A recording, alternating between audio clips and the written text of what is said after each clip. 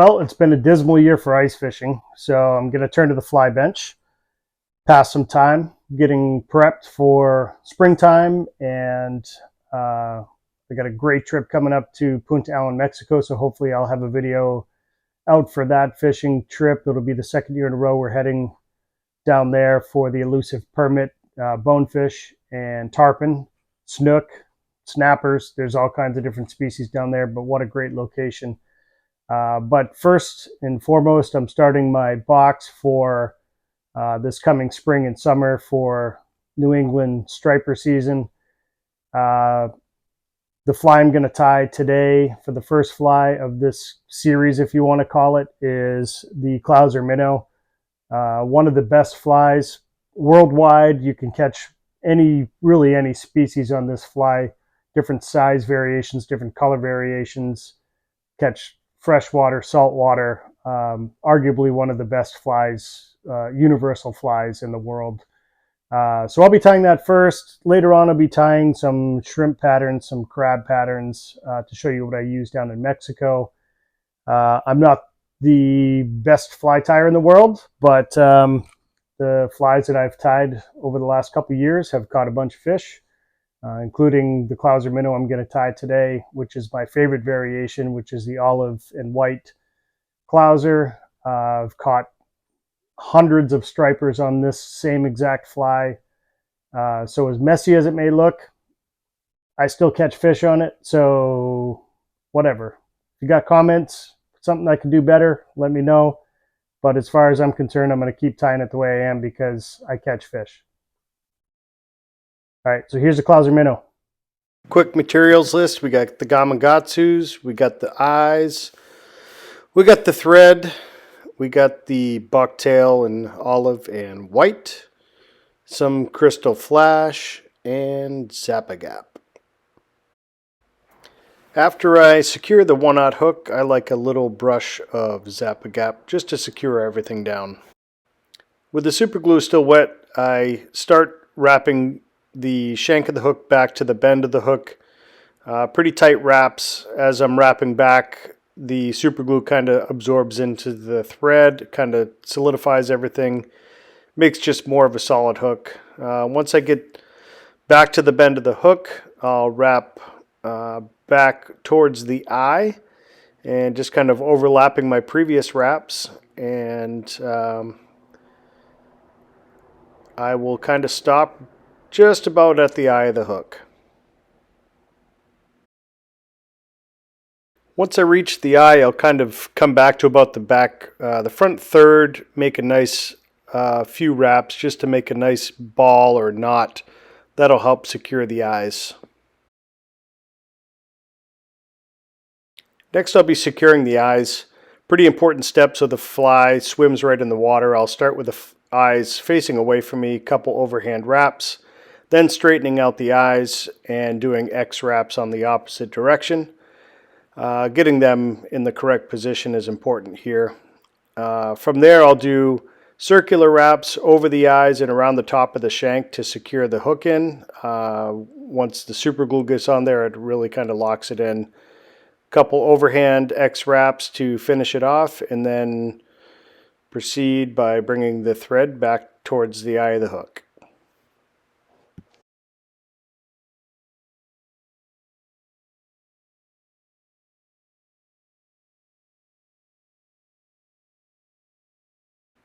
After the final wraps of securing the eyes, I definitely like to put some Zap-A-Gap over the thread wraps. I feel like it really helps out with the durability of the fly in the long run. I do both the top side and the bottom side and along the shank of the hook.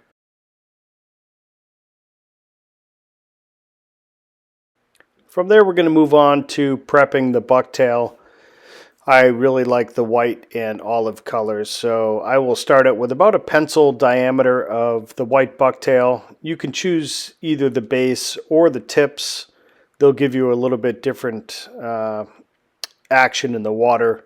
I'm kind of choosing midsection here. So clip about a pencil diameter size from the bucktail. Once you get that done, you're going to want to pinch the front third and start kind of just combing out all the loose ends of the bucktail as you see here. You kind of want to be a little meticulous by doing this because you'll get a lot of stray fibers kind of going every which way, which will make the tie a little bit harder. The more meticulous you are with it, the better it is.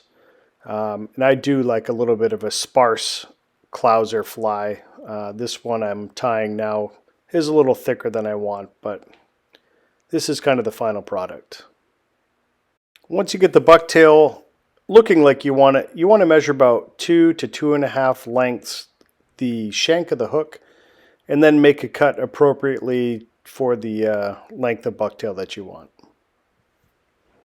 Okay, so after you've made your cut, you want to place the butt ends of the bucktail in front of the eyes, kind of position downward, make one loose wrap, and as you pull up, they're going to secure to the shank of the hook. And you're going to continue those wraps forward until all the loose ends are tightened on here. Now, as you'll see, you're going to have some loose ends. You can just kind of groom those out as you tighten back towards the eye of the hook. You may have to do this a couple times just to get every little loose fiber out, but it doesn't matter. The fish still like it. So from there, you just kind of tighten everything back up, and what you're going to do is pull it back towards the bend of the hook and advance your thread backwards. One loose wrap again, and as you pull up, you'll notice how it secures back to the shank of the hook. Wrap towards the bend, not too tightly because you're going to get some flare. And once you get to where you want it, right about to where the barb is, you're going to advance the thread back towards the eye. From here, just underneath the the eyes, and back to the actual eye of the hook, where you'll get to the next set of materials.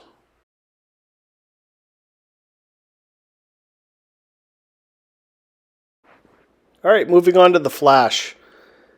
We have the hairline, crystal flash, and pearl here. We're just going to take out probably about 5 or 6, 7, 8 fibers-ish and make your cut there.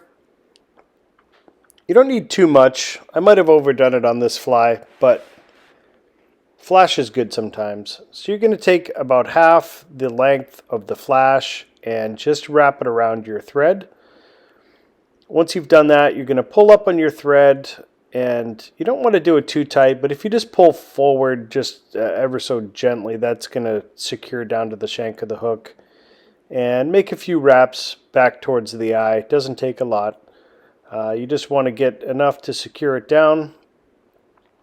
And once you've done that, you're going to just kind of split the fibers in half, and you're going to bring it around the point of the hook just so everything kind of lays nice.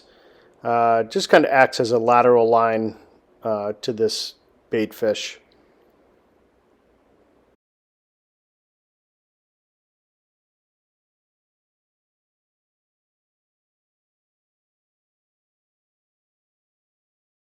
Okay, we're almost done.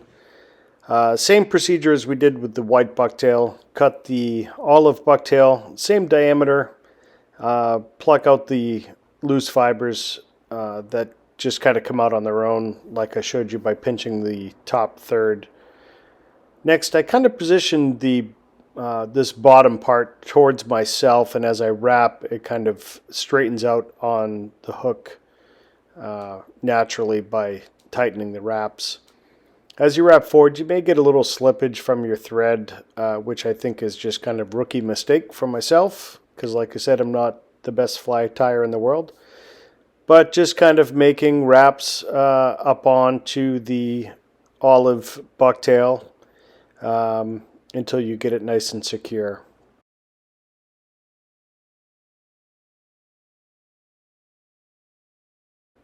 Again, once you finish the wraps, you're going to have some loose ends there, so just kind of not too firm, but just pull them out as they want to come out.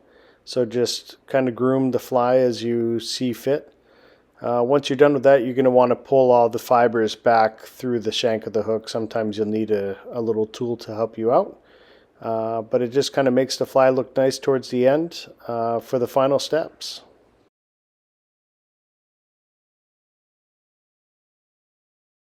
Once I get all the fibers going in the right direction, I make just a few final wraps just to make everything look nice. And go up towards the eye of the hook, where I will finally do a whip finish and just kind of secure all those wraps together.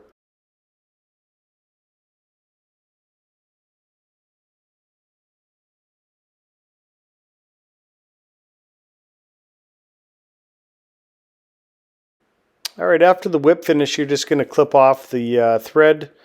I apply quite a liberal amount of Zap-A-Gap to the thread wraps and to the top of the fly. Especially if you're fishing from a jetty, it will protect it from any rock dings that you might get. And here's the final product. My favorite fly. If I had to have one in my box, this is what it would be. Like I've said, hundreds of stripers on this one fly on the New England coast.